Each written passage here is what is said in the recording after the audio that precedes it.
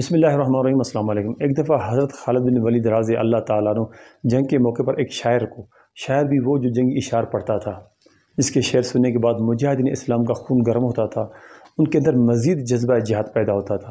انہیں کچھ انعامی رقم تحفتاً دے دی۔ جب یہ بات حضرت عمر رضی اللہ تعالیٰ عنہ تک پہنچی تو حضرت عمر رضی اللہ تعالیٰ عنہ خط میں لے کر انہیں فرمایا کہ اگر یہ تم نے رقم بیت المال سے دی ہے تو تم نے خیانت کی ہے، اس وجہ سے تمہیں تمہارے عہدے سے معزول کیا جاتا ہے۔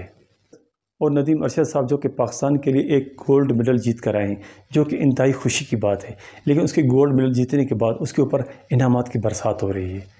مرتضیٰ وہاب، شہباز شریف اور مریم نواز صاحبہ نے ان کے لیے کروڑوں روپے انعامات کا اعلان کیا ہے، جو کہ خوش آئند بات ہے۔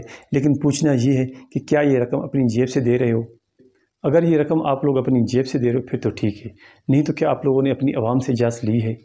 کیونکہ یہ وہ ٹیکس کا پیسہ ہے جو غریب عوام اپنا خون پسینہ بہا کر آپ لوگوں تک پہنچاتی ہے، کیونکہ یہ وہ ٹیکس کا پیسہ ہے جو کہ غریب اور فقیر آدمی ادا کرتا ہے، جو شرعی طور پہ خود زکوٰۃ کا مستحق ہے۔